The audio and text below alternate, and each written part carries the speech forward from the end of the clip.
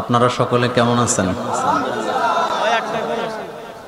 আলহামদুলিল্লাহ নাস্তাঈনুহু ওয়া নাস্তাগফিরুহু ওয়া নু'মিনু বিহি ওয়া নাতাওয়াক্কালু আলাইহি ওয়া নাউযু বিল্লাহি মিন শুরুরি আনফুসিনা ওয়া মিন সাইয়্যাতি আ'মালিনা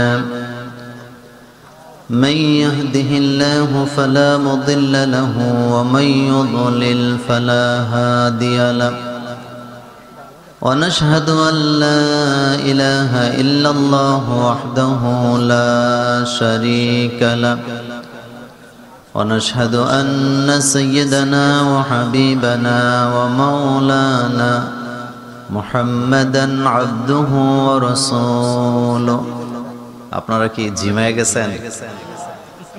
আল্লাহর নাম আসতে হয় না জোরে হয়? এখনো তো আসতে বলছেন। আল্লাহর নাম আসতে না জোরে? এটা কোন জেলা? তা আওয়াজটা ছোট হবে না বড় হবে? একটু বলেন তো। বিশাল আকাশ কার? জমিন কার? আমরা কার? আইন চলবে কার? প্রশংসা চলবে কার? সে আল্লাহর জন্য সকলে পড়েন আলহামদুলিল্লাহ। রব্বানা লাকাল হামদ হামদান কাসীরান তাইয়িবান মুবারাকান ফীহি। প্রশংসা করলাম কার? লাভ হইছে কার? আরো আস্তে কোন আমাদের। কার লাভ? আমাদের। আল্লাহ পাক আজকের এই কোরআনের মাহফিলকে কবুল করেন। আমি সাতক্ষীরাতে একটু কম আসি, আমি একেবারে আসি নাই তা না, এটা আমার 12তম মাহফিল সাতক্ষীরায়। তো আমার জন্য জার্নি করাটা অনেক কষ্ট হয়, এজন্য আমি একটু কম আসি। তাও রাত এখন কয়টা বাজে? মাত্র 11টা বাজে। তো আগামী দিন বোধহয় একটু যে কি বলে অবরোধ টবরোধ আছে। আমি আমার নিজের জান এবং মাল যেটা গাড়ি, এটা নিয়ে আমি টেনশনে আছি যে আমি সহি সালামতে কুমিল্লা যেতে পারবো কিনা। আপনারা যদি দোয়া করেন ইনশাল্লাহ চলে যেতে পারবো। যাই হোক, আমি যেহেতু আসছি, আমার মিডিয়ার ভাইরা সহ সকলকে অসংখ্য মোবারকবাদ। আমি গুরুত্বপূর্ণ কিছু কথা আপনাদের সাথে শেয়ার করে আজকে এখান থেকে বিদায় হব ইনশাআল্লাহ। ইলমা লানা ইল্লা মা আল্লামতানা। আমার কাছে কোনো জ্ঞানই নাই। আমরা জ্ঞান পাই কার কাছ থেকে? তাহলে একটু সবাই পড়েন রব্বি জিদনি ইলমা রব্বি ইশরাহলি সাদরি ওয়া ইয়াসসিরলি আমরি ওয়াহলুল উকদাতাম মিন লিসানি ইয়াফকাহু কাওলি। আমার বন্ধুগণ, আমি প্রথম নাম্বার আলোচনায় বলতে চাই, এই পৃথিবীতে মানুষগুলা সবচেয়ে বেশি তালাশ করে শান্তি। এটা ঘরে হোক, এটা ব্যবসায় হোক, এটা চাকরি ক্ষেত্রে হোক, পারিবারিক জীবনে হোক, এটা সামাজিক জীবনে হোক, এটা রাষ্ট্রীয় জীবনে হোক। একটা মানুষ, একজন পুরুষ, সে যখন বিয়ে করে, করার পরে তার সংসারে অনেক টানাটানি থাকে। সে মনে মনে ভাবে যে আমার ছেলেগুলা যদি বড় হয়ে যায়, লেখাপড়া করে চাকরিতে চলে যায়, তাহলে আমার সুখ দেখে কে? আমি অনেক সুখী হয়ে যাব। আচ্ছা, আপনারা বলেন তো, ছেলে মেয়েকে লেখাপড়া করায় মানুষ করার পর উনি যেই চিন্তায় ছিলেন যে বড় হয়ে গেছে ছেলে মেয়ে, আমি এখন শান্তিতে থাকবো, আচ্ছা শেষ বয়সে শান্তি বাড়ে না কমে? আসতে কইছেন। শান্তি বাড়ে না কমে? কমে। মেয়ে বিয়া দেওয়ার আগে খরচ বেশি না বিয়ে দেওয়ার পরে খরচ বেশি? কথা কয় না সাতক্ষীরার মানুষ। আগে না পরে? আগে তো আপনার মেয়ে আপনি পড়াচ্ছেন, স্কুলে যায়, কলেজে যায়, মাদ্রাসায় যায়, আপনি আপনার মতো খরচ করেন। কিন্তু বিয়ে দেওয়ার পরে মেয়ের শ্বশুর বাড়ির সকল মেহমানের খাবার আপনার দায়িত্ব আছে না নাই? তাইলে বোঝা গেল শান্তি আমরা যেভাবে চাচ্ছি এভাবে আমাদের জীবনে আসে না। আমার কলেজার ভাইয়েরা, এই পৃথিবীর মানুষগুলোকে শান্তি দেওয়ার জন্য আল্লাহ রাব্বুল আলামিন তার হাবিবের মাধ্যমে আমাদের কাছে একটা কিতাব নাযিল করে দিলেন। সেই কিতাবের নাম হলো কোরআনুল কারীম। বিশ্ব নবীকে আল্লাহ বলছেন আলিফ লাম র, কিতাবুন আনজালনাহু ইলাইকা লিতুখরিজান নাসা মিনাজ যুলুমাতি ইলান নূর হাবিব আপনার উপরেই কিতাব আমি নাযিল করলাম, আপনি এই কিতাব দিয়ে প্রেসক্রিপশন করে মানব জাতিকে অন্ধকার থেকে আলোর রাস্তা দেখায় দিবেন।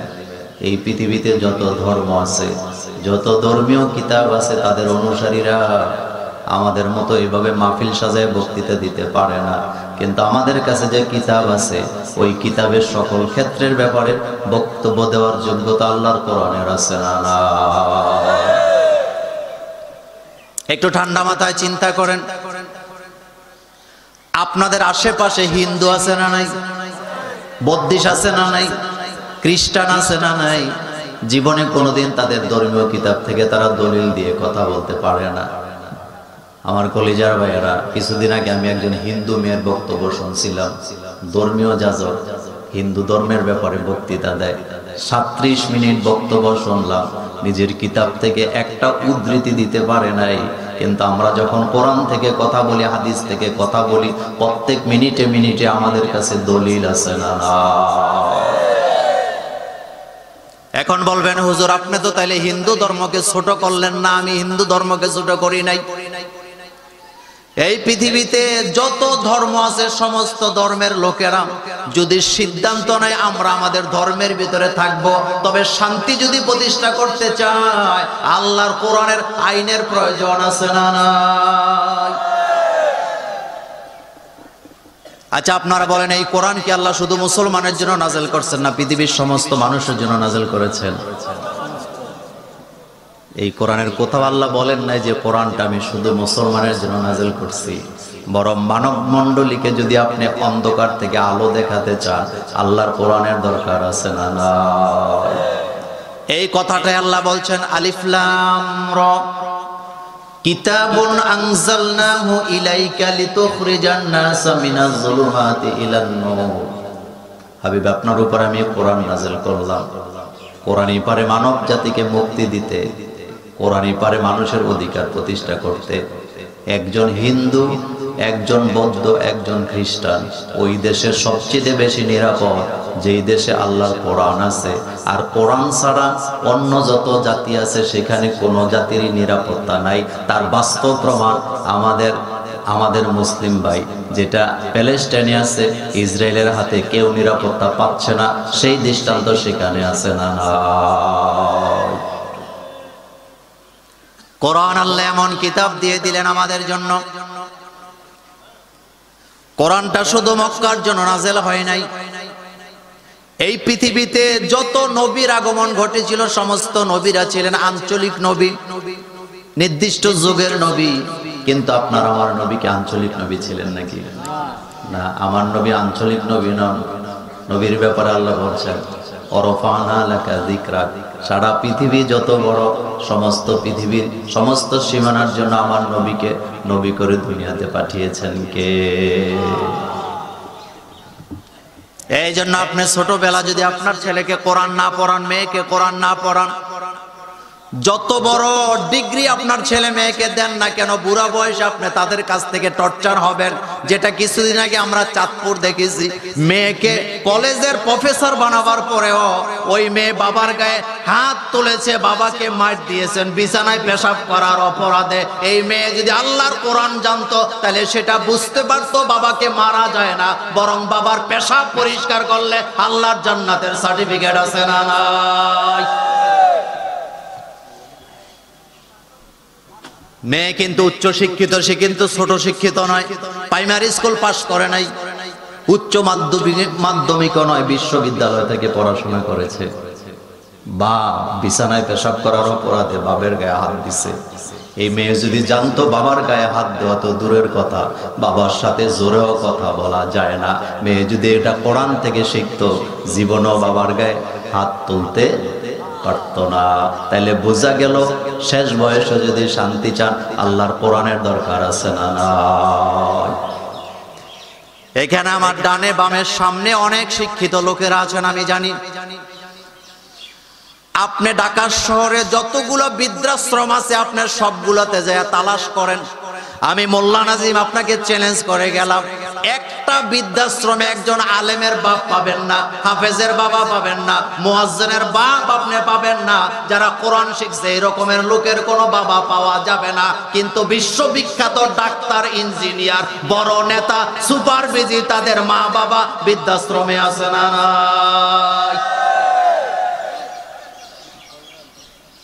মুয়াজ্জিন সাহেব মুয়াজ্জিনি করে খায়, মাত্র 2000 টাকা বেতন। কত? মাত্র 2000 টাকা বেতন। বেতনটা পাওয়ার পর সবার আগে বাপ মার জন্য ওষুধ কিনে 1000 টাকার বাকি 1000 টাকা নিয়ে বাড়িতে যায়। আপনারা মনে মনে বলেন 2000 টাকা দিয়ে মুয়াজ্জিন সাহেব সংসার চালায় কেমনে? আপনি কোটি টাকা কামাই করে যেভাবে চালান, মুয়াজ্জিনের সংসারও সেইভাবে মাত্র 1000 টাকা দিয়ে আল্লাহ চালায় দেয়, শুধুমাত্র মা বাবাকে খুশি রাখার জন্য। সেই মা বাবার সাথে বেয়াদবি করে মা বাবার গলায় ধাক্কা দেয়, গলা চিপা দেয়, এমন ডাকাত সন্তান আছে না না? আমার কলেজার ভাইয়েরা, এই পৃথিবীর মানুষগুলাকে আল্লাহ মানুষ বানাবার জন্য কোরআন নাযিল করেছেন। একজন নেতার চরিত্র ভালো হয় না ততক্ষণ, আল্লাহকে ভয় পায় না যতক্ষণ। একজন নেতা দুর্নীতি করা বন্ধ করে না ততক্ষণ, আল্লাহর কোরআন পড়তে পারে না যতক্ষণ। আল্লাহর কোরআন ছাড়া আপনার ছেলে মেয়েরা আপনার জন্য দোয়াও করতে পারবে না। বাংলাদেশের একজন চলচ্চিত্রের লোক, নাম তার ইলিয়াস কাঞ্চন। নামটা কি আপনারা শুনছেন? এই ইলিয়াস কাঞ্চন সাহেব কিছুদিন আগে একটা বক্তব্য দিয়েছেন। বক্তব্যের ভিতরে তিনি বলেছেন এফবিসিতে জানাজা পড়া কিন্তু নিরাপদ না, কারণ এফবিসিতে যাদের জানাজা হয়, যারা জানাজা পড়তে আসে একজনও ওযু কইরা আসে না। এটা আমরা মোল্লারা বলে নাই, ইলিয়াস কাঞ্চন বুঝে। আমি তখন হাসি দিয়ে বললাম, ওযু জানলে তো ওযু করবে, আর ওযু জানার জন্য আল্লাহর কোরআন পড়ার দরকার আছে না নাই? আমরা বলি না, ইলিয়াস কাঞ্চন বলছে এটা। এফবিসিতে যারা জানাজা পড়তে আসে ওযু করে না, কিন্তু আপনারা বলেন, আপনারা যারা নামাজ পড়েন মসজিদে যায়া, ওযু ছাড়া কি কোনোদিন নামাজ পড়ছেন? কিন্তু আপনাদের ওযু জানা আছে না নাই? আমরা যারা ছোট্টবেলা কোরআন পড়ছি, মক্তবে গেছি, আমাদের হুজুর সাহেবরা হাতে ধইরা আমাদেরকে ওযু শিখাইছে কি শিখায় নাই? শিখাইয়া দিছে। কারণ কোরআনে আল্লাহ বলছেন ফাগসিলু ওয়ুজুহাকুম ওয়া আইদিয়াকুম ইলাল মারাফিকে। কোরআন বলছে তুমি যখন ওযু করতে যাবা, ফাগসিলু ওয়ুজুহাকুম ওয়া আইদিয়াকুম ইলাল মারাফিকে, তুমি তোমার হাত ধোও, মুখ ধোও, পা ধোও, মাথা মাসাই করো। কিন্তু যারা কোরআন পড়ে না তারা ওযু জানে না। আর ওযু না জানার কারণে একটা মানুষ মারা যাওয়ার পরে দোয়া করতে যায় জানাজা পড়ে ওযু ছাড়া, এমন নাফরমান বাংলাদেশেও আছে না নাই? ইসলাম আপনি কেন মানবেন? এই কেন প্রশ্নটা নিয়ে যান। ইসলাম আপনি কেন মানবেন, তার যতগুলা কারণ আছে, তার সবচেয়ে বড় কারণ হলো ইসলাম মানলে দোয়া পাওয়া যায়। আচ্ছা আপনারা বলেন তো, আবু জাহেল, আবু লাহাব, উতবা, সাইবা, মুগীরারা যেই ধরনের আকীদার ছিল, সেই ধরনের লোক আজও পৃথিবীতে আছে না নাই? কিন্তু আবু জাহেলের উত্তরসূরিরাও তাদের জন্য দোয়া করে না, দোয়ার আয়োজন হয় না। কিন্তু মুসলমানদের জন্য সারা জীবন দোয়া আছে না না? বাপ মারা গেছে আপনার, মা মারা গেছে আপনার, সাতক্ষীরা সদরের কলেজ মাঠে জানাজা হবে, লাশ সামনে নিয়ে বসছেন জানাজা পড়ার জন্য। আপনাদের কাছে জানতে চাই, দোয়াটা কি শুধু আপনার বাবার জন্য হবে না, সারা পৃথিবীর মুসলমানের জন্য হবে? সুবহানাল্লাহ আসে না? আমার ভাইয়েরা, আমার কথায় কেউ মাইন্ড করেন, আগে একটু বুঝেন। এই পৃথিবীতে মৃত্যুটা দুই রকমের হয়। একটা মৃত্যু হলো আপনি মরে গেলে মানুষেরা আপনার জন্য দোয়া করবে, আর একটা মৃত্যু হলো আপনি মরে গেলে মানুষ আপনার জন্য আলহামদুলিল্লাহ পড়ে। এই দুইটা মৃত্যুর মধ্যে পার্থক্য আছে না নাই?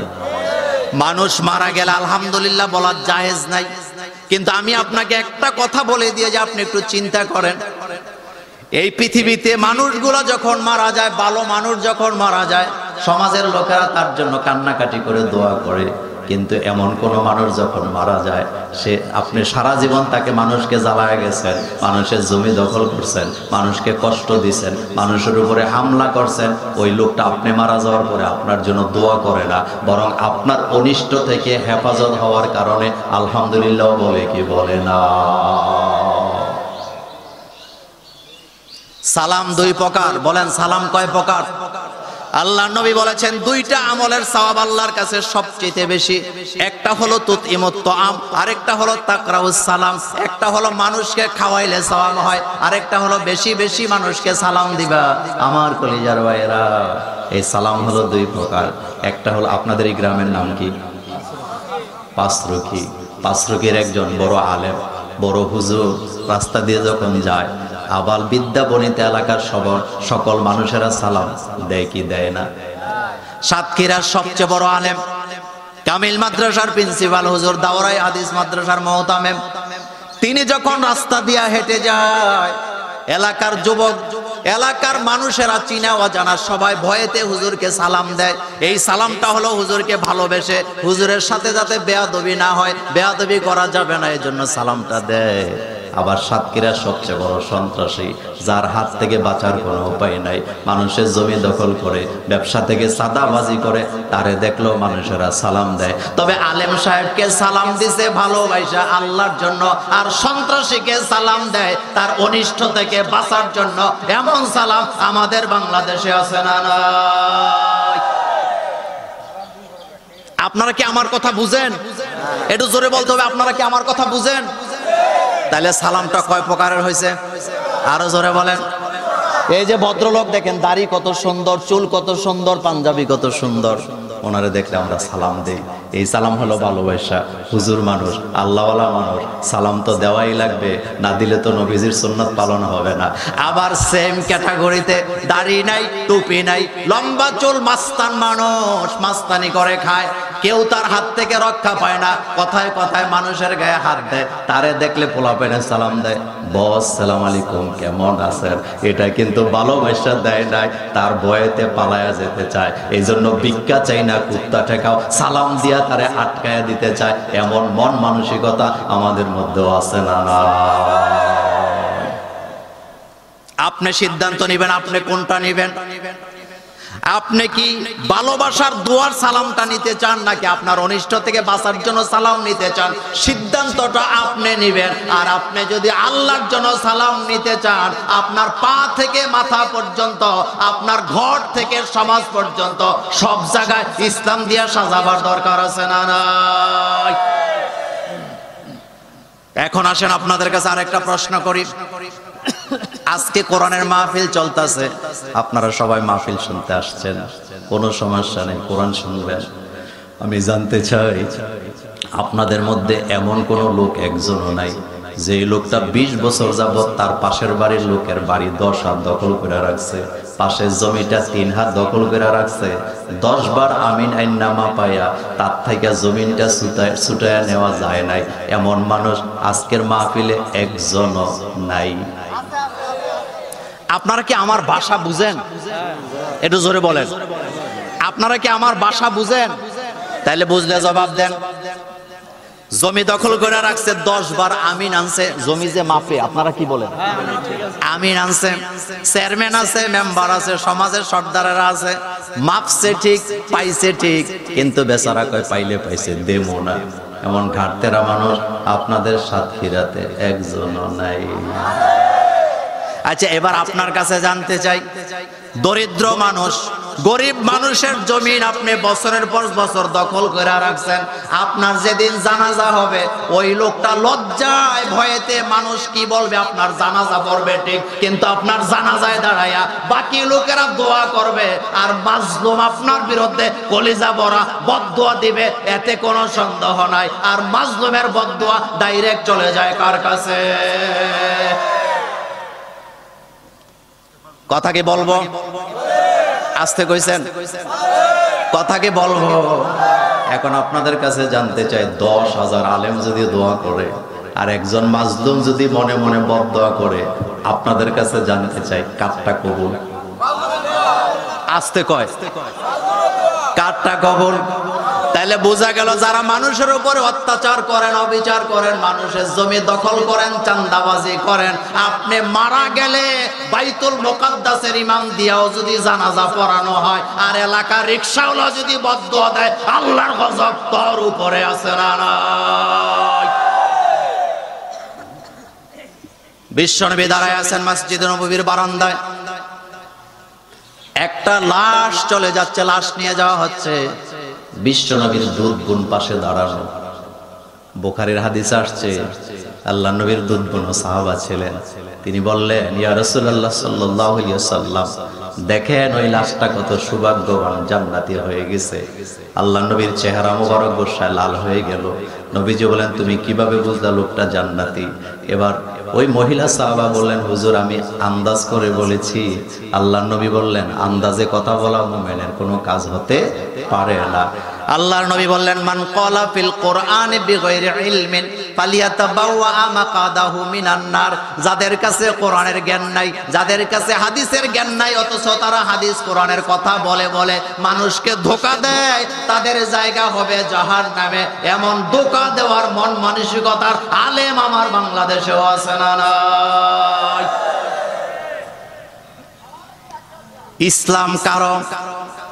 ইসলাম কারো চেহারা দিয়া চলে না, কার কণ্ঠ কত সুন্দর, কে কতটা ইসলামী সঙ্গীত গাইতে পারে, এগুলা দিয়া ইসলাম চলে না। ইসলাম চলে দলিল দিয়া। জোরে বলেন, কি দিয়া?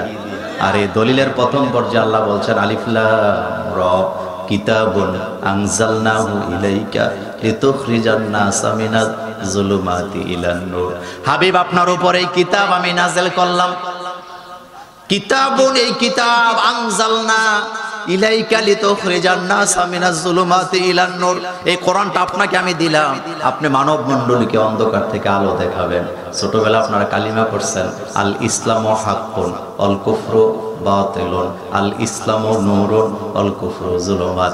ইসলাম হলো আল ইসলামু হাক্কুন, ইসলাম হলো সত্য, আল কুফরু বাতিলুন, কুফর হলো বাতিল, বাতিলকে গ্রহণ করা যাবে না।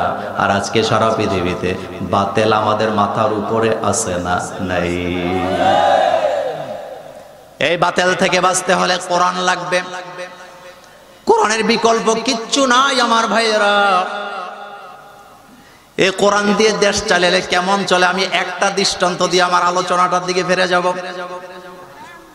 আপনারা বলেন তো, আফগানিস্তানে দেশ চালায় সাধারণ নেতারা না মোল্লারা? এটাও আসতে কয়। আফগানিস্তানে দেশ চালায় কারা? মোল্লারা। মাত্র 2 বছর আগে ক্ষমতায় আসছে।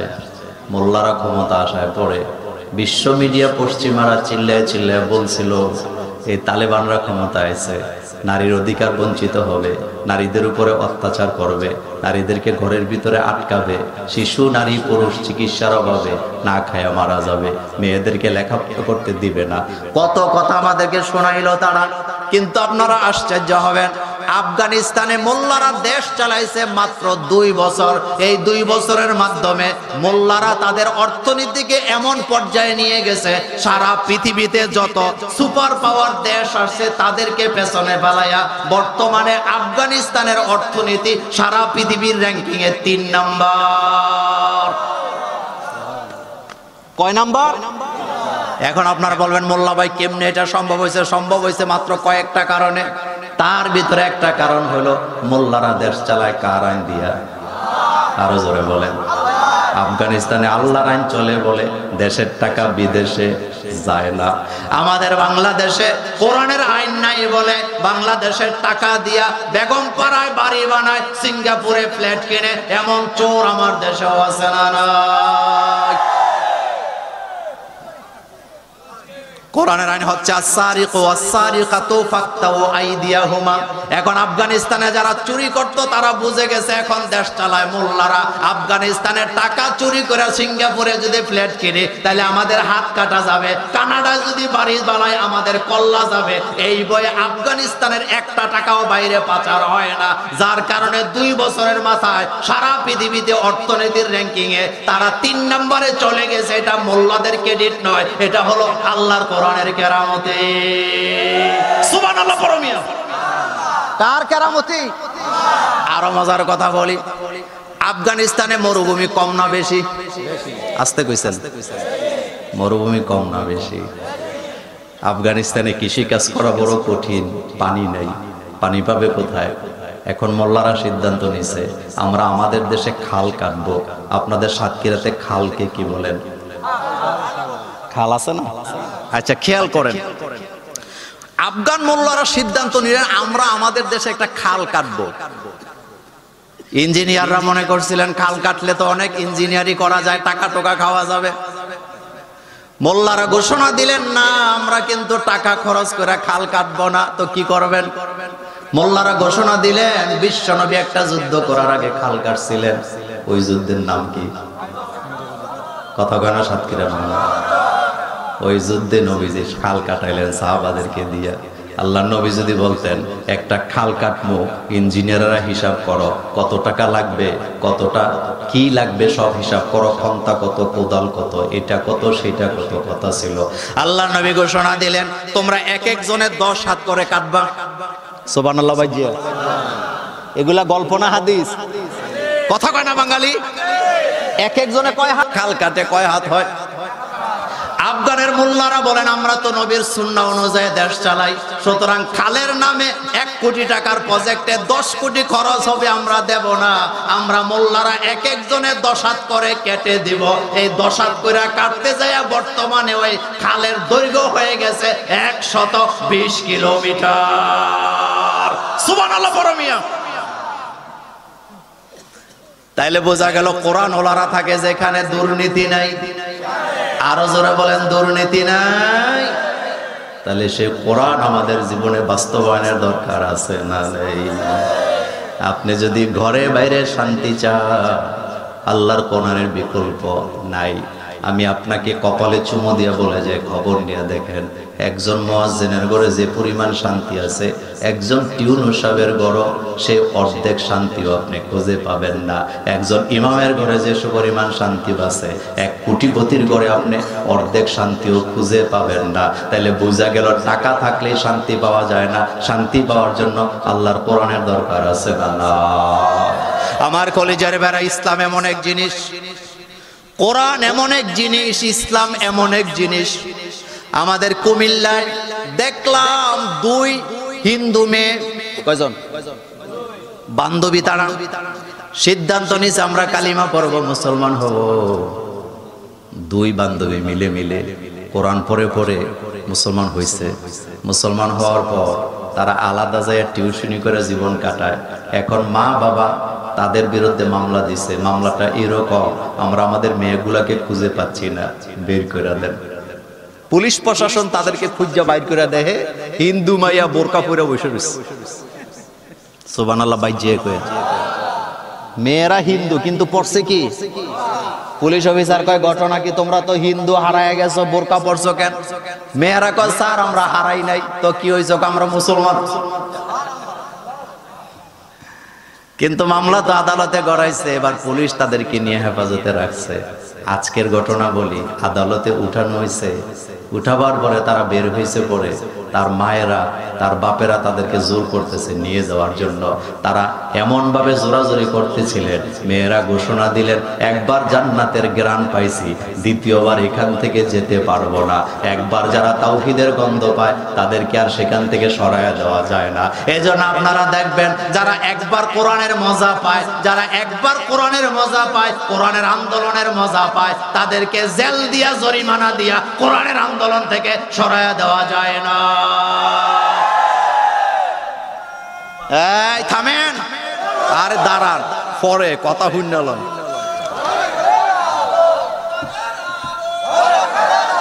আমার কলেজার ভাইয়ারা বলেন কোরআনে মজা আছে না নাই?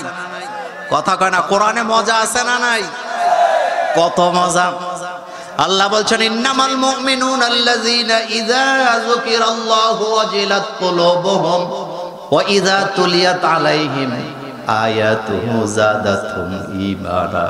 আল্লাহ বলেন আবার মুমিনরা যখন আমার জিকির করে তাদের কলিজাগুলি আমার ভয়েতে কম্পনিত হয়ে যায়।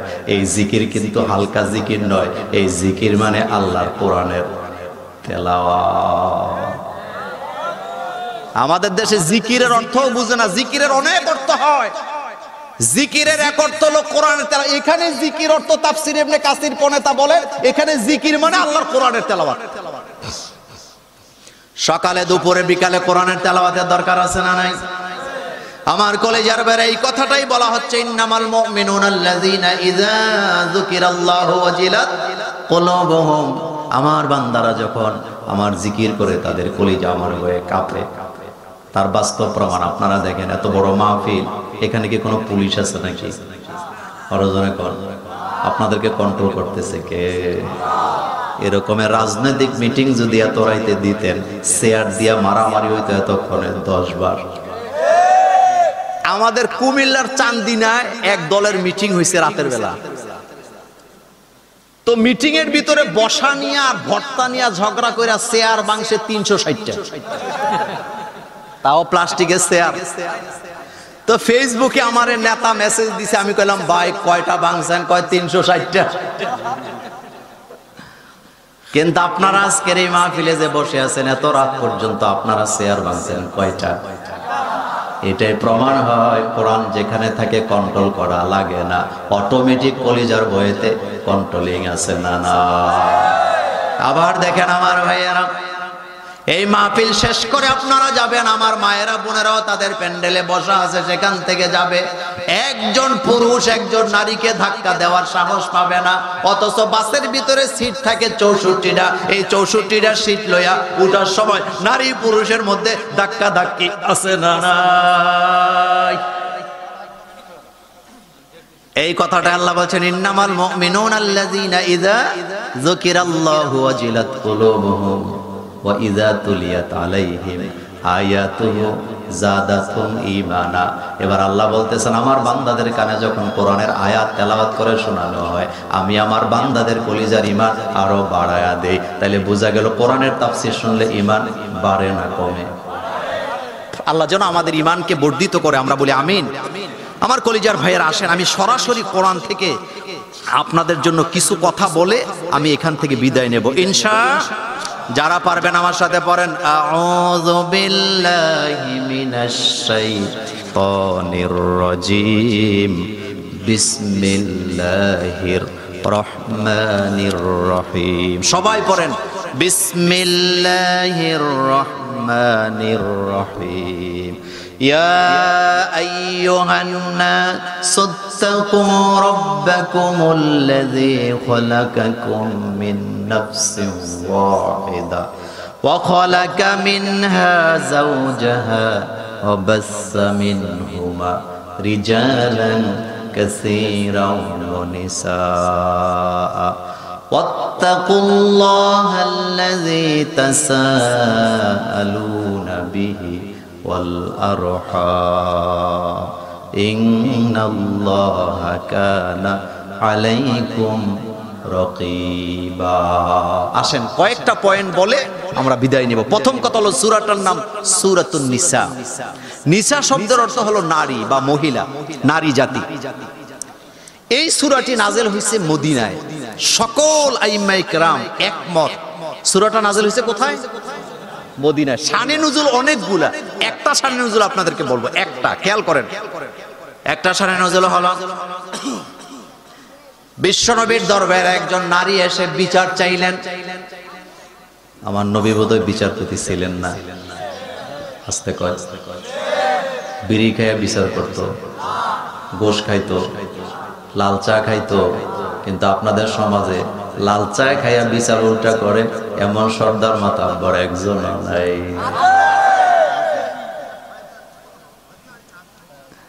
নবীর কাছে যাইয়া বিচার দিলেন, হুজুর আমার শ্বশুর জীবিত থাকা অবস্থায় আমার স্বামী মারা গেছে, আমার এতিম বাচ্চারা আছে, হুজুর আপনি বলেন আমার ছেলে মেয়েরা সম্পদ পাবে কিনা? আমার শ্বশুর তো দিতে চায় না। আল্লাহ নবীর উপরে আল্লাহ আয়াত নাযিল করে জানায় দিলেন, বাবার আগে যদি ছেলে মারা যায় তাইলে নাতি নাতনিরা ওই সম্পদ থেকে সম্পদ পাবে না। এটা শোনার পরে বুদ্ধিজীবীদের মাথা গরম, এটা একটা কথা হইল নি, তাদের প্রতি অমানবিক করা হয়েছে। এখন আপনাদের কাছে একটু ক্লিয়ার করবো, একটু খেয়াল করেন আমার কলেজার ভাইয়ারা। আল্লাহর আইন বড় সূক্ষ্ম ব্যাপার। ইসলামের আইন হলো, কোরআনের আইন হলো, বাবা জীবিত থাকবেন যতক্ষণ ছেলে মেয়ে তার সম্পদের মালিক হতে পারবেন না ততক্ষণ। যে বাপ জীবিত থাকা অবস্থায় তার ছেলেদের নামে জমি জমা লিখে দিয়ে দেয়, বুড়ো বয়সে তার কষ্টের জীবন আছে না না? কথাগুলো ভালো করে মনে রাখবেন, হাসির কথা নয়, খেয়াল করেন। যেই বাবা বুড়ো বয়সে ছেলে মেয়ের নামে সম্পদ লিখে দিয়ে দেয়, এই বাবাকে ছেলে মেয়েরা খেদমত করে না, পুত্রবধূরেও সেবা করে না। কিন্তু যেই বাপের কাছে সম্পদটা থেকে যায়, ওই বাপ যদি মাঝে মধ্যে হুমকি দেয়, আমারও যদি সেবা না করো সম্পদ পাবা না, এবার পুত্রবধূ আঙ্গুর খাওয়ায় দেয় টিপ্পা টিপ্পা, এমন ঘটনা বাংলাদেশে আছে না? ইসলামের আইন হলো বাপ জীবিত থাকবেন যতক্ষণ ছেলে মেয়ে সম্পদের মালিক হবে না। তার কারণ হলো মালটা যদি ওনার কাছে থাকে, সম্পদটা যদি ওনার কাছে থাকে, ছেলে মেয়ে বাধ্য হইয়া সেবা করবে। কিন্তু সম্পদ যদি লেখা দিয়ে দেয়, এবার কপালের ভিতরে ঝাড়ুর বাড়ি আছে না?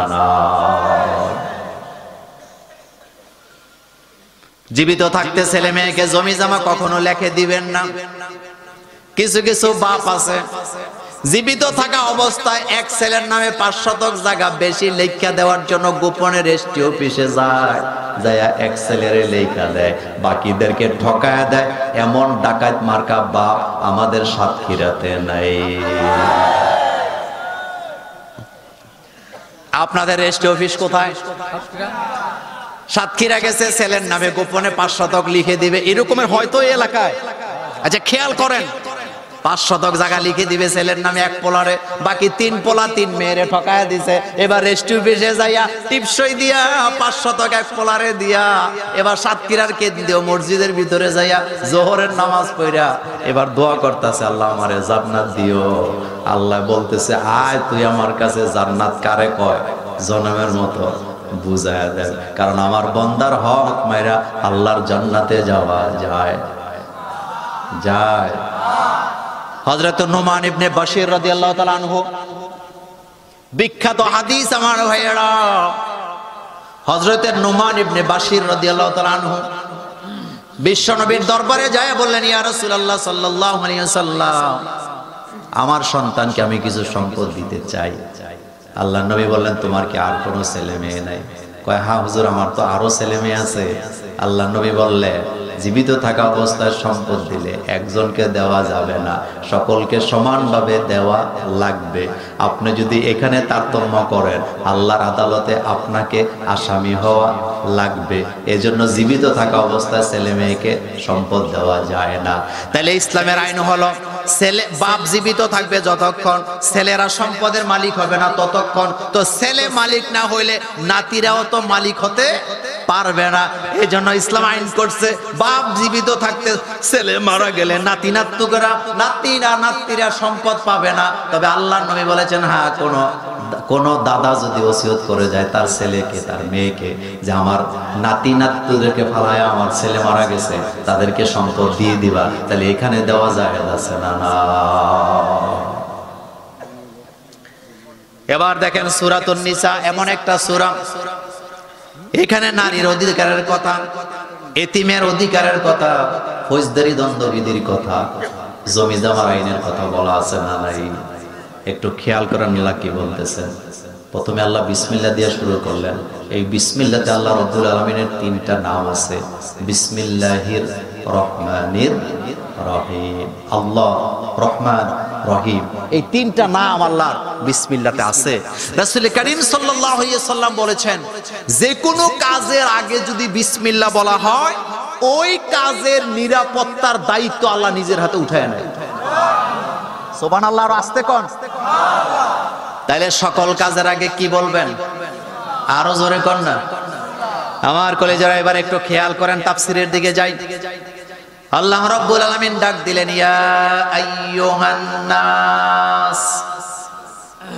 আমি যে প্রথমে বলছিলাম, কোরআনটা কিন্তু আল্লাহ শুধু মুসলমানের জন্য নাযিল করেন নাই, এই কোরআন মানব জাতির জন্য নাযিল করেছেন। আল্লাহ এখানে বলতে পারতেন ইয়া আইয়ুহাল মুমিনুন, অথবা মুমিন বলতে পারতেন, কিন্তু আল্লাহ এটা বলেন নাই। আল্লাহ বলছেন ইয়া আইয়ুহান নাস, ও দুনিয়ার মানব মণ্ডলী। তাইলে বোঝা গেল সমস্ত মানব মণ্ডলীর রব কয়জন? রব কিন্তু একজন। আপনি যদি পৃথিবীর এমন কোন দেশে যান যেই দেশে ইসলাম বলতে কোনো জিনিস নাই, কোরআনের কোনো দাওয়াত নাই, কালিমার কোনো গন্ধ নাই, ওই দেশে গিয়েও যদি আপনি জিজ্ঞেস করেন যে তোমার সৃষ্টিকর্তা কে, সে আঙ্গুল দিয়ে দেখাবে আমার সৃষ্টিকর্তা উপরে থাকে। সুবহানাল্লাহ বাজিয়ে কইেন। আল্লাহ কোন দিকে থাকে, নিচে না উপরে? আরো জোরে বলেন। বিজ্ঞানীরাও স্বীকার করে নিয়েছেন স্রষ্টা উপরে আছে।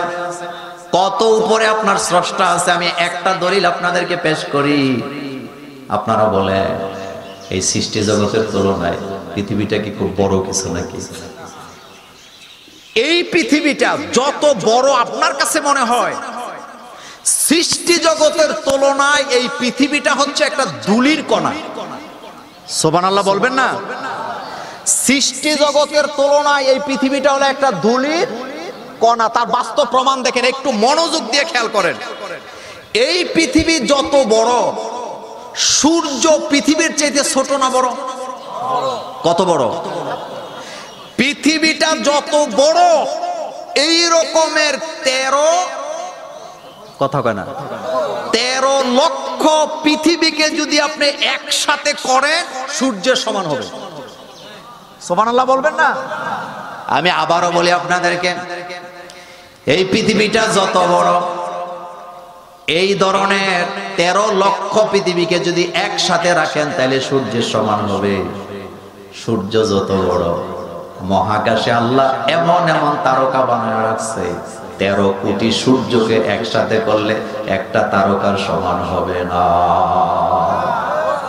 কোরআন, বিজ্ঞান ও বাইবেল, এই গ্রন্থে মরিস বুখাইলি বলেছেন আলোর গতি প্রতি সেকেন্ডে 1,86,000। কথা কয় না কেন? এই 1,86,000 মাইল হলো আলোর গতি প্রতি সেকেন্ডে। মরিস বুখাইলি সেকেন্ড লেখছেন পৃথিবীর সৌর বিজ্ঞানীরা বলেছেন মহাকাশে আল্লাহ এমন এমন তারকা বানায় রাখছেন, ওই তারকার এক প্রান্ত থেকে আরেক প্রান্তে আলোর গতিতে যদি যাওয়া হয় সময় লাগবে 90,000 কোটি বছর। সুবহানাল্লাহ। আর আস্তে কর। তাইলে আমার আল্লাহর সৃষ্টি জগৎ কত বড়। আপনি আমার আল্লাহর ব্যাপারে আপনি যেই ধারণা পোষণ করেন, আপনার ধারণা ঠিক নেই। সেজন্য আমরা মুসলমানেরা যখন তাকবীর দেই তখন বলি আল্লাহু আকবার, সবচেয়ে বড় কে? সেই মহান মনিব ঘোষণা দিয়েছেন, ইয়া আইয়ুহান নাস, ও দুনিয়ার মানব জাতি, ইত্তাকু, তোমরা ভয় করো, রব্বাকুম, তোমাদের প্রতিপালককে, আল্লাযী, যিনি খলাকাকুম, সৃষ্টি করেছেন, মিন নাফসিন ওয়াহিদা, একজন। প্রথমে একজন তৈরি করেছেন, ওয়াহিদা, অখলাকা মিনহা যাওজাহা, সেখান থেকে তার স্ত্রীকে তৈরি করেছেন। তাহলে বোঝা গেল পৃথিবীর মানব জাতির মধ্যে প্রথম মানব হলো হযরতে আদম আলাইহিস সালাম, আর সেখান থেকে মা হাওয়া আলাইহিস সালামকে তৈরি কইরা দুইজনকে আল্লাহ জান্নাতে রেখে বললেন, ইয়া আদম উসকুন আনতা ওয়া যাওজুকাল জান্নাতা ওয়া কুলা মিনহা রাগাদান হাইসু শি'তুমা ওয়ালা তাকরাবা হাযিহিস শাজারা ফাতাকুনা মিনাজ জালিমিন। একটু খেয়াল করেন, আল্লাহ বলছে আদম, তুমি তোমার বিবিকে নিয়ে জান্নাতে থাকো। তাহলে বোঝা গেল স্বামী আর স্ত্রী একটার সাথে আরেকটার সম্পর্ক আছে না? হযরতে আদম আলাইহিস সালাম, তাকে যখন তৈরি করে আল্লাহ জান্নাতে রাখলেন, রাখার আগে আল্লাহ বলেন, ইন্নী জাইলুন ফিল আরদে খলিফা, আমি আমার জমিনের জন্য প্রতিনিধি তৈরি করছি আদমকে, আর খলিফার দায়িত্ব হলো আমার জমিনে আমার দ্বীন প্রতিষ্ঠা করার জন্য আন্দোলন করবে। সুবহানাল্লাহ বাইজে কই। আমাদের বাবা আদম আলাইহিস সালাম কার খলিফা? হ্যাঁ, কার খলিফা? আদমকে আল্লাহ বানাইছে জমিনে আসার পরে আল্লাহর আইন প্রতিষ্ঠা করার জন্য। তা আদমের সন্তানদেরকে বানাইছে শয়তানের আইন প্রতিষ্ঠা করার জন্য না। আদম গেছে যেই পথে, আমাদেরকেও যেতে হবে সেই পথে। সেই আদম আলাইহিস সালাম যখন জান্নাতে চলাফেরা করছিলেন একা একা, তিনি আল্লাহকে বলেন, আল্লাহ, আমার একা একা জান্নাতে ভালো লাগে না। সমাজ বিজ্ঞানে একটা কথা আছে, ম্যান ইজ সোশ্যাল অ্যানিমেল, মানুষ হলো সামাজিক জীব, মানুষ একা থাকতে পারে না। আপনাকে যদি বলা হয় এই সাতক্ষীরা পুরো জেলাটা তোমাকে দেওয়া হবে, আর কোনো মানুষ থাকবে না, বিদ্যুৎ থাকবে না, পানি থাকবে না, সঙ্গী থাকবে না, মা থাকবে না, বাপ থাকবে না, ছেলে মেয়ে থাকবে না, বন্ধু বান্ধব থাকবে না, আপনি কি এটা নিতে রাজি হবেন? ওই জায়গার দাম তত বেশি যেই জায়গায় মানুষ বেশি, যেই জায়গায় মরুভূমি, 1.5 পয়সার দাম ওই জায়গার নাই। আপনি ওই জায়গা মাগনা দিলেও নিবেন না, কারণ এটা আপনার কাছে দাম নাই। আমার কলেজের ভাইয়েরা, সেম কথাটা আল্লাহ আদমকে জান্নাতের ভিতরে রাখলেন, এত বড় বিশাল জান্নাত রেখে যখন দিলেন, আদম কয় আল্লাহ আমার এখানে ভালো লাগে না, আমি একা থাকতে পারি না। আল্লাহ বলেন তুমি ঘুমায় যাও। আদমকে ঘুমাবার পরে আল্লাহ আদমের পাজর থেকে একটা পাকা হাড় নিয়ে আম্মাজান হাওয়া আলাইহিস সালামকে তৈরি করে বসায় রাখছেন। আল্লাহর নবী আদম আলাইহিস সালাম চোখ খুলে দেখলেন এত সুন্দরী রমণী একজন নারী বসে আছে, যাকে দেখার পরে তিনার আকর্ষণ হয়। এবার তিনি হাসি দিয়ে জিজ্ঞেস করলেন, সালাম দিলেন, আসসালামু আলাইকুম ওয়া রাহমাতুল্লাহ। স্ত্রীকে সালাম দেওয়া লাগে না? কথা কয় না যে? আপনারা সালাম দেন তো? যেই ঘরে সালাম নাই সেই ঘরে শান্তিও। আজকে মাহফিল থেকে যাওয়ার পর আজকের থেকে আমলটা শুরু করবেন। যখনই আপনার ঘরের, আপনার বাড়ির সীমানায় প্রবেশ করবেন, জোর করে একটা সালাম দিবেন। রাজি আছেন? কথা কয় না? কি দিবেন? আসসালামু। কেন দিবেন সেটা শুনেন। আল্লাহ নবী বলছেন, তোমরা যখন তোমাদের স্ত্রীদের ঘরে প্রবেশ করো, যদি তোমরা সালাম না দাও, তোমাদের সাথে দুষ্ট জিন তোমাদের ঘরে ঢুকবে। তোমরা যখন খেতে বসবে, দুষ্ট জিন তোমাদের সাথে খাওয়া খাবে। তোমরা যখন স্ত্রীর সাথে মেলামেশা করবা, তোমাদের সাথে দুষ্ট জিনও মেলামেশা করবে। তোমার স্ত্রীর গর্ভ থেকে যে সন্তান তৈরি হবে, এটা দুষ্ট মানুষ হবে, ভালো মানুষ হওয়ার সম্ভাবনা নাই।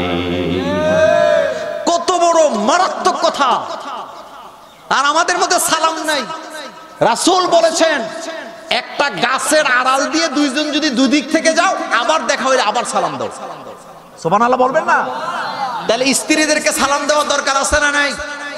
আম্মা জান আয়েশা সিদ্দিকা রাদিয়াল্লাহু তাআলা আনহা বলেন, পর্দার আড়ালে দাঁড়ায় থাকতাম বিশ্ব নবীকে সালাম দেওয়ার জন্য, কিন্তু কোনোদিন রাসূলকে সালাম দিতে পারি নাই। আগে আমরা সালাম দেওয়ার আগে বিশ্ব নবী আমাদেরকে সালাম দিয়ে দিতেন। আর সেই মুসলমান নিজের বাপ মারে সালাম দেয় না। একটারে জিজ্ঞেস করলাম, কিরে তুই তোর আব্বা মারে সালাম দেসনি? কয় হুজুর লজ্জা লাগে। আচ্ছা, আপনারা যারা এখানে বসে আছেন, আমি একেবারে ফ্রি ভাবে প্রশ্ন করি, আপনাদের ছেলেরা মেয়েরা কি আপনাদেরকে সালাম দেয়? দেয়নি? মাঝে মধ্যে দেয়। আপনারটা দেয়নি হুজুর? ছেলে মেয়েরা আপনাদেরকে সালাম দেয়? হ্যাঁ? আজকের মাহফিল থেকে যাওয়ার পর আপনার ছেলে যদি আপনারা সালাম না দেয়, আপনি দিবেন। আপনি একবার, দুইবার, তিনবার দিবেন, দেখবেন আপনার ছেলে মেয়ে এখন আপনাকে আগে সালাম দিবে। তাইলে লজ্জাটা আপনাকে, আচ্ছা সালাম দেওয়া কি লজ্জার ব্যাপার? মুসলমান থাকে যেখানে সালাম থাকে, যেমন আমরা যখন নামাজে সালাম ফিরাই সেখানে সালাম আছে না নাই? আবার মুমিনেরা যেদিন জান্নাতে যাবে সেখানেও সালাম আছে না নাই?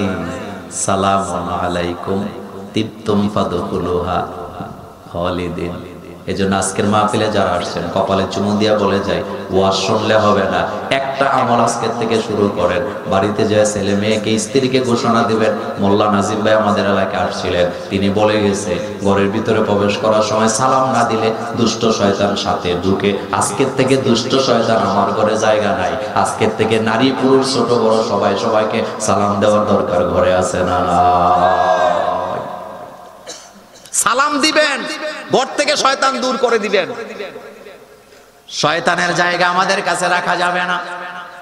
আমার দেশে নামাজে যারা কিছু লোক কাতারের মাঝখানে ফাঁকা রাখে, অথচ নবীজি বলেছেন মাঝখানে কাতার ফাঁকা রাখা যাবে না, কারণ মাঝখানে যদি কাতার ফাঁকা থাকে সেজন্য সেখানে আরেকজন দাঁড়ায়, তার নাম হলো শয়তান। অথচ মশান করে দাঁড়ায়, এভাবে দাঁড়ায় এরপরে নামাজ আদায় করে, কাতার মাঝখানে ফাঁকা থাকে। এমন নামাজ আমাদের সাতক্ষীরাও আছে না নাই? সুন্নত থেকে আমরা এত দূরে সরে গেছি, রাসূল কারীম সাল্লাল্লাহু আলাইহি ওয়াসাল্লাম নামাজের ইকামতের পর মুসল্লিদের দিকে ফিরে তাকাতেন, তাকিয়ে ঘোষণা দিতেন, সাউ সুফুফাকুম এতাদিলু আকিমু সুফুফাকুম সাদ্দুল খালাফ। নবীজি বলতেন, তোমরা তোমাদের কাতারগুলোকে সোজা করে দাঁড়াও। আর আমাদের দেশে এখন এটা বলে মুয়াজ্জিন সাহেব। আপনাদের এখানে কারা বলে? এটা মুয়াজ্জিনের দায়িত্ব নয়, এটা ইমামের দায়িত্ব। তিরমিজির হাদিসে রাসূল কারীম সাল্লাল্লাহু আলাইহি ওয়াসাল্লাম বলেছেন, মসজিদ থাকে মুয়াজ্জিনের জিম্মায় আর নামাজ থাকে ইমাম সাহেবের জিম্মায়। এজন্য নামাজের কাতার যাতে বাঁকা না হয়, ইমাম এখান থেকে ইমামতির দায়িত্ব নিয়ে ঘোষণা দিবেন, আমার মসজিদে নামাজের ভিতরে কাতার বাঁকা থাকতে পারবে না। ইমামতি দুই প্রকার, বলেন সাতক্ষীরার মানুষ, ইমামতি কয় প্রকার? একটা হলো সুগরা, আরেকটা হলো কোবরা। ইমামতি কয় প্রকার? একটা হলো সুগরা আর একটা হলো কোবরা। সুগরা হলো আপনাদের গ্রামে যে ইমাম সাহেব ইমামতি করে, 300 মানুষের ইমাম, 300 মানুষের সামনে দাঁড়ায় জুমা পড়ায়, এটা হলো তার নেতৃত্ব, তার ইমামতি। এই 300 মানুষের ইমামতি করে সে ট্রেনিং করতেছে, এই 300 মানুষের ইমামতি করে যোগ্যতা অর্জন করতেছেন। এবার 300 মানুষের পরে 3 লক্ষ মানুষের ইমামতি যদি তার দায়িত্বে আসে, সেটাও পালন করার জন্য নিজেকে যোগ্য করার দরকার আছে না? না, কিন্তু না, সেই জায়গায় আমরা নাই। এজন্য ইমাম কখনো অনুরোধ করতে পারে না, ইমাম অর্ডার করতে পারে। কুমিল্লাতে আপনারা দেখছেন, টিউনো সাহেবরা জায়গা থেকে সরাই দেওয়ার কারণে ইমামেরও চাকরি নাই, মুয়াজ্জিনেরও। আপনারা এটা দেখছেন তো পত্রিকায়। আমার কলেজের ভাইয়ারা এখন আমাদেরকে মাসালা জিজ্ঞেস করে, হুজুর ইমামের পেছনে মুয়াজ্জিন দাঁড়াইতে হবে, এটা কোন হাদিসে আছে? আমি কি ইমামের পেছনে মুয়াজ্জিন দাঁড়াতে হবে, এটা এত গুরুত্বপূর্ণ বিষয় না। কিন্তু যদি নামাজ পড়াইতে যায় ইমাম সাহেবের হদস হয়ে যায়, ওযু যদি ছুটে যায়, অথবা ইমামের নামাজ যদি ভেঙে যায়, তাহলে পেছন থেকে একজনকে ইমামতি দেওয়ার জন্য পেছনে দাঁড়া করাবার দরকার আছে না? না, রাজনীতি খুঁজছেন না, কথাটা বুঝেন। আমার দেশে দেশে এলাকা এলাকায় কিছু নেতা থাকে, উনি নেতৃত্বে যতদিন থাকে, ওনার পরে আর যাতে এলাকায় কোনো নেতা তৈরি হতে না পারে, সকল ব্যবস্থা উনি করে রাখে। আসতে কয় আছে না নাই? এলাকা থেকে ফোন দিছে, বড় ভাই আপনার এলাকার অমুক ছেলেটা এমন নেতা বাপ আপনার উপর দিয়ে চলে যাচ্ছে, মনে হয় আপনারে ফেল করায় দিবে, সে কিন্তু ভবিষ্যৎ নমিনেশনটা নিবে। এবার নেতা ইশারা দেয়, গেছেন কথা কন না কেন? আছে না নাই? কিন্তু ইসলাম আপনাকে আগের থেকে সতর্ক করতেছে। ইসলাম জানাই দিচ্ছে, একটা মসজিদের ভিতরে একজন ইমাম থাকবে, হবে না। ইমামের পেছনে আরেকজন ইমাম থাকা লাগবে। কোন কারণে যদি সামনের ইমাম সাহেব বঞ্চিত হয়, হদস হয়ে যায়, বের হয়ে চলে যেতে হয়, পেছন থেকে আরেকজন ইমামতি করা লাগে। এজন্য দেখবেন ইসলামী আন্দোলনের নেতার কোনো অভাব হয় না। প্রথম সারি চলে গেলে দ্বিতীয় সারি আছে, দ্বিতীয় সারি চলে গেলে তৃতীয় সারি আছে, তৃতীয় সারি চলে গেলে পঞ্চম সারি আছে। না সুবহানাল্লাহ পড়ো মিয়া। আরেকটু মজার কথা বলে, আপনাদের এলাকায় মসজিদ আছে না নাই? আপনাদের মসজিদে আজান হয় কয় বেলা? কথা কন না কেন? কয় বেলা? আচ্ছা, আজান যিনি দিলেন, ফজরের নামাজের আজান দিলেন আমাদের মুয়াজ্জিন সাহেব। আল্লাহ না করুক যেমন আপনাদের এই মসজিদের মুয়াজ্জিন আসেনি, অনেক লম্বা, আজকে দেখছি আমি লম্বা মানুষ, হ্যাঁ আমার সাথে দেখা করছে। যাক, এই মুয়াজ্জিন সাহেব ফজরের আজান দিলেন, আল্লাহ না করুক তিনি যদি ফজরের নামাজের আজান দেওয়ার পর মারা যায়, এই এলাকায় জোহরের আজান দেওয়ার মতো লোক আর খুঁজে পাওয়া যাবে না। কথা বুঝেন নাই? আছে না নাই? এবার আমি আপনাকে দলিল দেই, আমরা মুসলিম জাতি, আমরা আমাদের জায়গা খালি রাখি না। দেখেন আপনি ফজরের আজান দিলেন, তিনি যদি মারা যায়, জোহরের আজান দেওয়ার মতো লোকের অভাব এই সমাজে নাই। জোহরের আজান যিনি দিলেন তিনিও যদি মারা যান, কোনো সমস্যা নাই, আসরের আজান দেওয়ার মতো লোক আমরা তৈরি করে রাখছি। আসরে যিনি আজান দিলেন তিনিও যদি মারা যায়, মাগরিবের আজানের লোকের অভাব নাই। মাগরিবের আজান যিনি দিলেন তিনিও যদি মারা যায়, এশার নামাজের আজানের জন্য লোক তৈরি করা আছে না না? এটার নাম ইসলাম। সব কথা খুলে বলা লাগে না, একটু মিলে নিবেন আপনি। সুতরাং ইসলাম যারা চায়, প্রথম টায়ার, দ্বিতীয় টায়ার, তৃতীয় টায়ার, চতুর্থ টায়ার, পঞ্চম টায়ারও যদি শেষ করে দেওয়া হয়, ষষ্ঠ টায়ার দাঁড়ায় যায়। প্যালেস্টাইনের দিকে তাকান। কিংবদন্তি নেতা ছিলেন সালাউদ্দিন আইয়ুবী। নাম শুনছেন আপনারা? সালাউদ্দিন আইয়ুবীর ব্যাপারে আমি আপনাদেরকে একটা মজার কথা শোনাই তার জীবনী থেকে। সালাউদ্দিন তিনি তার চাচার সাথে গেছে বাজারে, কাঠ মিস্ত্রির দোকানে ঢুকছে। সালাউদ্দিন আইয়ুবী ছোট্ট মানুষ, ঢুইকে দেখে ওই কাঠের দোকানের ভিতরে বড় একটা মিম্বর, কারুকাজ করা। সালাউদ্দিন আইয়ুবী তো ছোট মানুষ, মাত্র 7 বছর। চাচারে কয়, চাচা এই মিম্বরটা আমি চাই, এটা আমাকে খরিদ করে দাও। এবার কাঠ মিস্ত্রি বলতেছেন, বাবা এটা তো তুমি খরিদ করতে পারবা না, তার কারণ এই মিম্বর দুনিয়ার কোন মানুষের জন্য তৈরি হয় নাই। এই মিম্বর তৈরি হয়েছে মসজিদে আকসার জন্য। মসজিদে আকসা তখন ইহুদিদের দখলে। কাদের দখলে? এখন কাদের দখলে? ইহুদিদের দখলে। সালাউদ্দিন আইয়ুবী 7 বছরের বাচ্চা ছেলে, মিম্বরটার দিকে তাকায়া, মিম্বরের একটা হাতলের উপরে এভাবে হাত দিয়ে আকাশের দিকে তাকায়া বলতেছেন, এই মিম্বর বাইতুল মুকাদ্দাসে যাবে, এই মিম্বর ইহুদিরা দখল করে রাখছে। আমি সালাউদ্দিন আইয়ুবী আমার আল্লাহর জাতের কসম করে বলি, আমি যেদিন বড় হব, আমি ইহুদিদের কাছ থেকে মসজিদে আকসা দখল করব, বিজয় করব। এই মিম্বরে দাঁড়ায়া বিশ্বের মুসলমানকে আমি জাগ্রত করব। আমাদের বাংলাদেশে কিছু লোক ইদানিং আবির্ভাব হয়েছে। যেই সময় প্যালেস্টাইনে বাচ্চাদেরকে হত্যা করে মারা হয়, যেই সময় হামাস তাদের ছোট্ট ছোট্ট অস্ত্র দিয়া ইসরায়েলের বিরুদ্ধে যুদ্ধ করে যাচ্ছে, প্রাণপণ লড়াই করে যাচ্ছে, সেই সময় কয়েকজনে ফতোয়া দেয়, সালাউদ্দিন আইয়ুবীর আকীদা ভালো ছিল না। বেটা, সালাউদ্দিন আইয়ুবী শুধু একজন ব্যক্তি নয়, তিনি হলেন মুসলমানদের বিপ্লব, যে বিপ্লব দিয়া ইহুদিদেরকে জনমের মতো শিক্ষা দিয়েছে। ইহুদিদের ব্যাপারে আমি আপনাদেরকে একটা কথা বলি।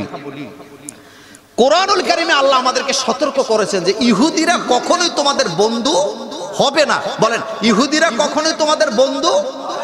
আমার কলেজার ভাইয়ারা, ইহুদিরা কেমন ছিল? আপনি একটু হিটলারের জীবনী পড়বেন। হিটলারের নাম শুনছেন? হিটলার সোজা কথা নয়, 60 লক্ষ ইহুদি হত্যা করছে। কয় লাখ? 60 লক্ষ ইহুদি হত্যা করার পর হিটলার ঘোষণা দিছে, আমি যদি ইচ্ছা করতাম পৃথিবীর সমস্ত ইহুদিদেরকে আমি নিশ্চিহ্ন করে দিতে পারতাম, কিন্তু আমি শেষ করে দেই নাই একটা কারণে, কিছু ইহুদি রেখে গেলাম, ভবিষ্যৎ প্রজন্ম যাতে আমাকে খারাপ বলতে না পারে। ইহুদিরা যে কত দুষ্ট এটা যেন তারা টের পায়। কথা কি বুঝেছেন? পৃথিবীর কোন নবী ইহুদি ছিল না, ভুল বুঝবেন না, কথা শোনেন। কোরআনুল কারীমে কমপক্ষে 14টা জায়গায় আল্লাহ স্পষ্ট করে বলে দিয়েছে আমার নবীরা ইহুদি ছিল না। হযরত ইব্রাহিম আলাইহিস সালাম ইহুদি ছিলেন না, হযরত মূসা আলাইহিস সালামও কিন্তু ইহুদি ছিল না, বরং সব নবীরা ছিলেন মুমিন মুসলমান। আপনার আমার পিতা হযরত ইব্রাহিম আলাইহিস সালামের ব্যাপার আল্লাহ কোরআনুল কারীমে বলছেন, মা কানা ইব্রাহিম, পড়েন যারা পড়েন, মা কানা ইব্রাহিম ইয়াহুদিয়্যা ওয়ালা নাসরানিয়্যা ওয়ালাকিন কানা হানিফাম মুসলিমা ওয়া মা কানা মিনাল মুশরিকিন। আল্লাহ বলছেন আমার ইব্রাহিম ইহুদিও ছিল না, আমার ইব্রাহিম নাসারাও ছিল না, আমার ইব্রাহিম ছিলেন একজন মুখলেস মুমিন, যার কারণে ইব্রাহিম আলাইহিস সালামের দোয়া আমাদের নামাজের ভিতরে আছে না নাই? পড়েন আমার সাথে, ইন্নী ওয়াজ্জাহাতু, পড়েন, ইন্নী ওয়াজ্জাহাতু ওয়াজহিয়া লিল্লাযী ফাতারাস সামাওয়াতি ওয়াল আরদা হানিফা ওয়া মা আনা মিনাল মুশরিকিন। হযরত ইব্রাহিম আলাইহিস সালাম বলতেছেন, আমি আমার চেহারা আমার আল্লাহর দিকে ফিরিয়ে দিলাম। সর্বশেষ বলেন, ওমা আনা মিনাল মুশরিকিন, আমি মুশরিকদের দলের অন্তর্ভুক্ত নই। আমার কলেজার ভাইয়া, সাতক্ষীরার ভাইয়েরা কপালে চুমু দিয়া জানায় দিয়ে যায়, টেনশন করবেন না, হতাশ হবেন না। ইহুদিরা যত শক্তিশালী হোক না কেন, ইহুদিরা কখনো মুসলমানদের উপরে বিজয় লাভ করতে পারবেন না। এই ভবিষ্যৎবাণী করে গেছেন আপনার আমার নবী জনাবে মুহাম্মদুর রাসূলুল্লাহ সাল্লাল্লাহু আলাইহি ওয়াসাল্লাম। আল্লাহ নবী বলে গেছেন, আমার উম্মতের একজন জীবিত থাকা অবস্থায় ইহুদিরা বাইতুল মুকাদ্দাস দখল করে রাখতে পারবে না। নবীজি একটা লম্বা হাদিসে বলেছেন, ওই হাদিসটা আমি বললাম না, একটু বলে দিয়ে যাই। আল্লাহর নবী লম্বা একটা হাদিসের ভিতরে বলে গেছেন, আমার উম্মতেরা ইহুদিদেরকে যেখানে পাবে কচু কাটা করবে, আমার উম্মতের বয়ে তারা গর্তের ভিতরে লুকাবে, সেখান থেকে বের করে তাদেরকে হত্যা করবে। ইহুদিরা বিভিন্ন গাছের পেছনে দাঁড়াবে, ওই গাছগুলো আমার উম্মতকে ডেকে ডেকে বলবে, ও মুহাম্মদ সাল্লাল্লাহু আলাইহি ওয়াসাল্লামের উম্মতেরা, এখানে ইহুদি আছে, তাকে ধরো। এবার তারা লুকাইতে লুকাইতে একটা গাছের পেছনে যে দাঁড়াবে, যেই গাছ ইহুদিদেরকে শেল্টার দিবে, বর্তমানে ইহুদিরা সেই গাছ নিজের এলাকায় লাগানো শুরু করে দিয়েছে। লা তাহিনু ওয়ালা তাহজান ওয়া আনতুমুল আ'লাউনা ইন কুনতুম মুমিনিন। আল্লাহ বলছেন, ও মুমিনেরা, তোমাদের বিজয় সংখ্যা দেয়া হয় না, বিজয় আসবে তোমাদের ঈমান দিয়া। ঈমান যদি মজবুত হয়, কপালে বিজয় আছে না। তাহলে বলতেছিলাম, আমার রব, আমার আল্লাহ, তিনি সর্বপ্রথম তৈরি করলেন আদম আলাইহিস সালামকে জমিনের খলিফা করে। বলেন কি করে?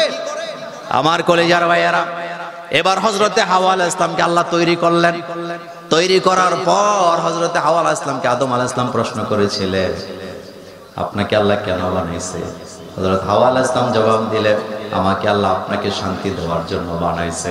আজকের মাহফিলে আমি জানি অনেক মা বোন আছে, আপনাদের কাছে একটা প্রশ্ন করি, আমার কলেজার ভাইয়ারা, যেই ঘরে মহিলারা সর্দারি করে, ওই ঘরে জীবনেও শান্তি পাওয়ার সম্ভাবনা নাই। আমি কি কথা ঠিক বললাম? একটু কান পেতে শুনেন। যেই ঘরে নারীরা সর্দার থাকে, অর্থাৎ যেই গৃহে মহিলারা সর্দারি করে, পুরুষেরা তাদের নেতৃত্ব মানে, সেই ঘরে জীবনও আপনি শান্তি পাবেন। অথচ সর্দারি করার কথা পুরুষের না নারীদের? এটা মোল্লার কথা না আল্লাহর কথা? আল্লাহ কোরআনে বলছেন, আর রিজালু কাওয়ামুনা আলান নিসা বিমা ফাদ্দালাল্লাহু বা'দাহুম আলা বা'দ। আল্লাহ বলছেন, পুরুষেরা সর্দারি করবে, নারীরা সর্দারি মানবে। আর সেই পুরুষেরা যখন ঘরের ভিতরে নারীদেরকে সর্দারি দেয়, ওই ঘরের ভিতরে ছেলে নিয়া, মেয়ে নিয়া, পুত্রবধূ নিয়া, আত্মীয় স্বজন নিয়া, ফুফুদেরকে নিয়া, বোনদেরকে নিয়া প্রতিনিয়ত অশান্তি আছে না? আর আপনি যদি আপনার স্ত্রীকে, আপনার মেয়েকে, আপনার ছেলে বিয়ে করাবার দায়িত্ব দেন, জীবনে মেয়ে পছন্দ করতে পারবে না। কথা কি ঠিক বললাম? আমাদের কুমিল্লায় এক বোন গেছে তার ভাইয়ের জন্য পাত্রী দেখতে। আপনারা কি বুঝতেছেন কথা? কি দেখতে গেছে? পাত্রী দেখতে গেছে। যাওয়ার পরে পাত্রী হলো শ্যামলা, কিন্তু লেখাপড়া শিক্ষিত মেয়ে, অনার্স মাস্টার্স করা মেয়ে। বাড়িতে যখন আসছে, লোকেরা কয়, মেয়ে কি পছন্দ হয়েছে? কয়, না না, পছন্দ হয় নাই। কেন? কয়, মেয়ে শ্যামলা। তো যেই মেয়ে দেখতে গেছে, ওই মেয়ে হলো কালো। যাকে দেখছে উনি হইলেন, কথা কয় না, শ্যামলা। আর যে দেখছে ও হইলো কালো। এখন লোকেরা কয়, তুই নিজে কালা, শ্যামলা মেয়ে অপছন্দ করছ, এটা কেমন কথা? কয়, আমি কালো হইলে হইছি, আমার ভাইকে কি আমি শ্যামলা বিয়ে করাবো নাকি?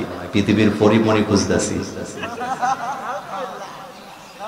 এরকমের ঘটনা আপনাদের সাতক্ষীরা নাই?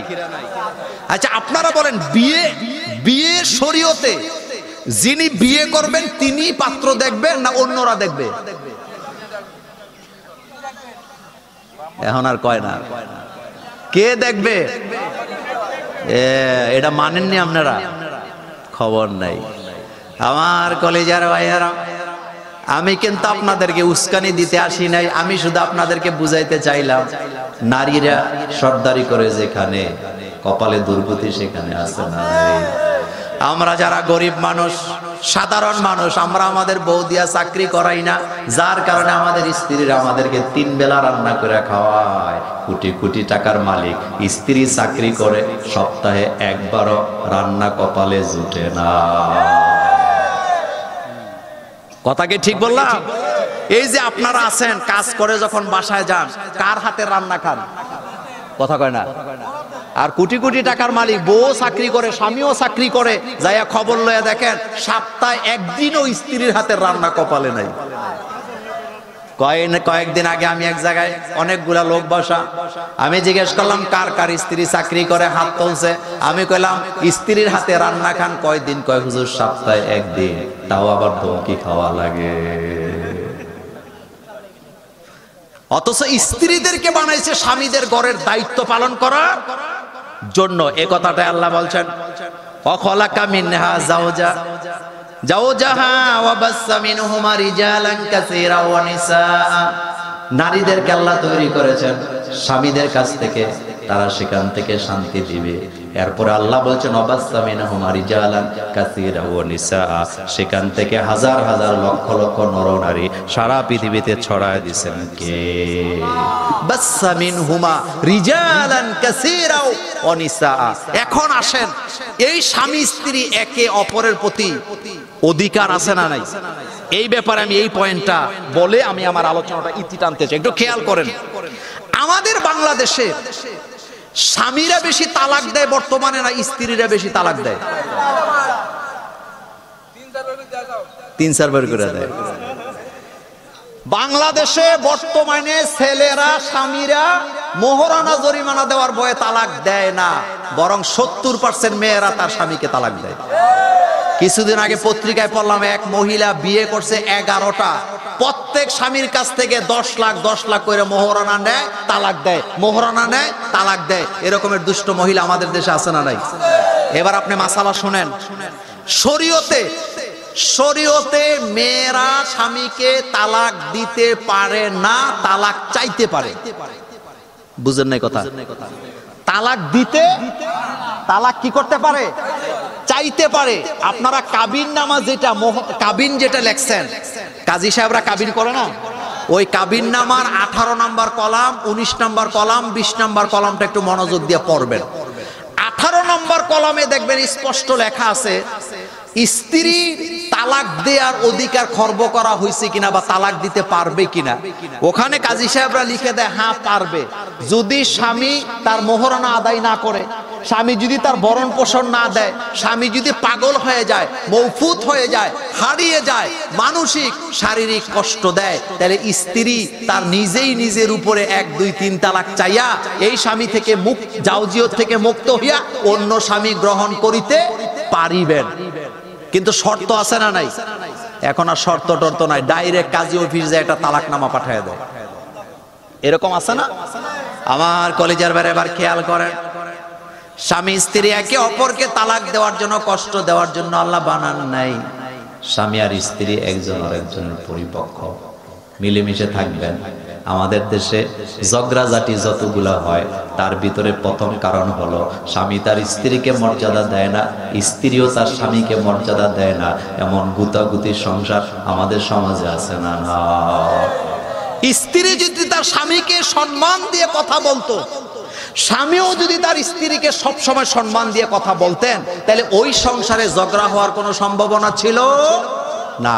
কিন্তু গুতাগুতিটা হয় অসম্মান করার কারণে। কিসের কারণে? অসম্মান, সম্মান নাই।